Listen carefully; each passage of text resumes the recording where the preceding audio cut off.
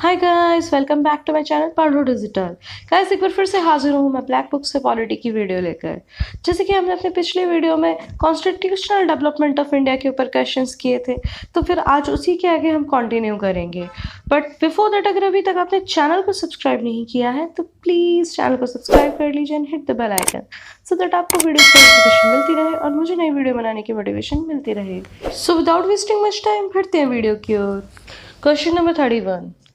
Name the representative in the princely state who did not participate in the Constituent Assembly. Answer is Hyderabad. तो किस रियासत ने संविधान सभा में भाग नहीं लिया था?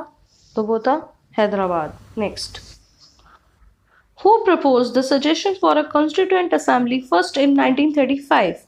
आंसर इज एमन रॉय। तो सबसे पहले संविधान सभा करने की सलाह किसने दी थी? एमन रॉय ने। और कब दी थी? 1935। Next, Who was not a member of Constituent Assembly established in July 1946? Mahatma Gandhi. तो संविधान सभा की जब स्थापना की जा रही थी तो कौन उसका मेंबर नहीं था? महात्मा गांधी, यानी महात्मा गांधी उसके सदस्य नहीं थे। Who was not a member of drafting committee of Indian Constitution? Rajendra Prasad. तो राजेंद्र प्रसाद ड्राफ्टिंग कमेटी के हिस्सा नहीं रहे थे। Next, Who was the temporary president of Constituent Assembly? Sachchidananda Sinha. तो ये मैं आपको पहले भी बता चुकी हूँ, सच्चिदानंदा सिन्हा जो थे वो टेम्परेरी बनाए गए थे, उसके बाद राजेंद्र प्रसाद को बना दिया गया था परमानेंट प्रेसिडेंट, और राजेंद्र प्रसाद हमारे पहले प्रेसिडेंट भी रहे थे। Next, the first education minister of independent India was Abdul Kalam Azad. तो हमारे पहले शिक्षा मंत्री थे Abdul Kalam Azad. Next, Who was appointed as the defense minister interim government in 1946? Answer is Baldev Singh. तो 1946 में अंतरिम सरकार में पहले डिफेंस मिनिस्टर कौन थे? Baldev Singh. Next, Who was the minister of Home Information and Broadcasting in interim government in 1946? Answer is Vallabh bhai Javer bhai Patel. अंतरिम सरकार में सरदार वल्लभ भाई पटेल गृह मंत्री, सूचना और प्रसारण मंत्री रहे थे। तो इससे हमें यह भी पता चलता है कि सरदार वल्लभ भाई पटेल का पूरा नाम क्या था? Vallabh bhai Javer bhai Patel. Next, in contract of interim government 1946 of India, who was holding the portfolio of finance? Liaquat Ali Khan. तो लियाकत अली खान अंतरिम सरकार में वित्त विभाग संभाल रहे थे। Next, After the Constitution of India came into the force in 1950, the Constituent Assembly is to exist, the forming itself into dash till 1952. Answer is Provisional Parliament of India. तो guys 1950 में जब हमारा संविधान लागू हुआ तो उसके बाद संविधान सभा को 1952 में हमेशा के लिए विधान सभा में बदल दिया गया। तो गाइज इसी के साथ ये टॉपिक यहाँ पे खत्म होता है और next topic source of Indian constitution यानी कि भारतीय संविधान के स्रोत शुरू हो जाता है। लेकिन मैं आपको बता दूं कि ब्लैक बुक में दोनों टॉपिक को एक साथ मर्ज किया हुआ है, इसलिए मैंने भी यहीं पे कंटिन्यू किया, जिसमें हम पढ़ेंगे कि संविधान में कौन सा कानून किस देश से लिया गया है। तो बढ़ते हैं अपने नए क्वेश्चन की ओर। The concept of freedom of trade in Indian constitution is adopted from the constitution of which country? Answer is Australia. तो व्यापार की स्वतंत्रता की अवधारणा कहाँ से ली गई है? Australia. Next, the concurrent list in Indian constitution is adopted from the constitute of Australia. संवर्ती सूची की अवधारणा कहाँ से ली गई है? ऑस्ट्रेलिया से। Next, The phrase equality before law used in Article 14 of Indian Constitution has been borrowed from which country? Britain. अनुच्छेद 14 का समानता का वाक्यांश किस देश से लिया गया है? Britain. Next, The concept of constitution first originated in Britain.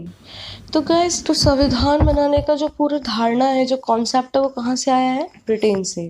Next, cabinet system and collective responsibility are the contribution of Britain. तो कैबिनेट प्रणाली और सामूहिक जिम्मेदारी की अवधारणा कहाँ से आई है? ब्रिटेन से। Next, which country does not have the document constitution? Answer is Britain. तो किस देश का संविधान लिखित नहीं है? ब्रिटेन का। Next, the idea of residue power in Indian constitution has been taken from the constitution of Canada.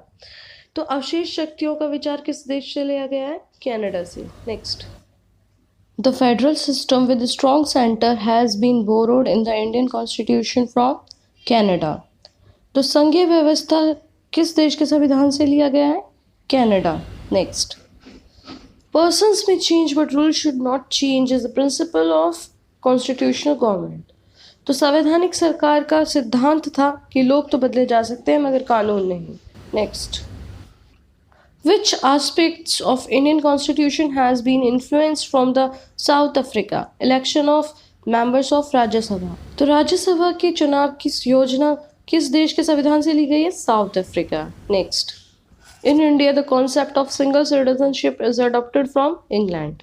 एकल नागरिकता की अवधारणा कहाँ से ली गई है? इंग्लैंड से. तो यहाँ पे मैं आपको बता दूँ कि भारत में एक ही नागरिकता चलती है पूरे देश में, जबकि अमेरिका में राज्य के हिसाब से, स्टेट के हिसाब से सिटीजनशिप होती है. Next.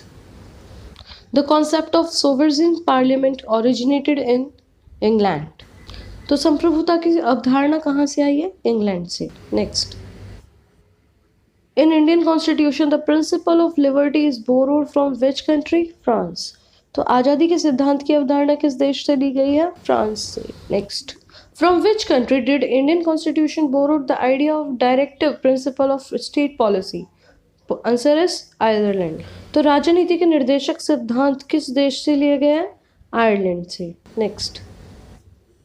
Nomination of Rajya Sabha by the President was taken from the Constitution of Ireland. तो राष्ट्रपति द्वारा राज्यसभा का नामांकन किस संविधान से लिया गया है?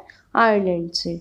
Next, in Indian Constitution, the method of election of president has taken from which country? Ireland. तो राष्ट्रपति के चुनाव का जो तरीका है हमारे भारतीय संविधान में, वो किस देश से लिया गया है? आयरलैंड से. Next. The concept of 5-year plan in constitution of India is borrowed from Russia. 5 साल की योजना की धारणा किस देश से ली गई है हमारे संविधान में? रूस से. Next. Which judgment state the secularism and federalism are the basic feature of Indian Constitution? S.R. Bommai case.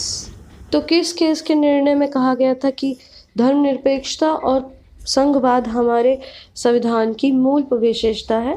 S.R. Bommai case में.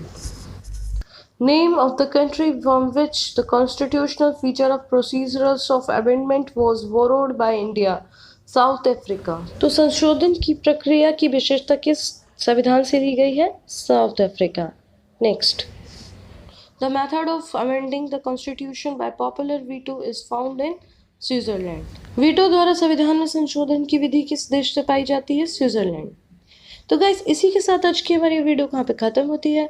और गाइस, अगर आपको मेरी वीडियो पसंद आई है तो प्लीज़ मुझे सपोर्ट कीजिए, और सपोर्ट करने के लिए आपको ज़्यादा कुछ नहीं करना, बस वीडियो को लाइक कीजिए और ज़्यादा से ज़्यादा शेयर कीजिए ताकि मैं ज़्यादा से ज़्यादा वीडियो ला सकूँ. और फिर मैं मिलती हूँ आपसे अगली वीडियो में. तब तक के लिए अपना बहुत सा ख्याल रखिएगा. Bye bye and take care.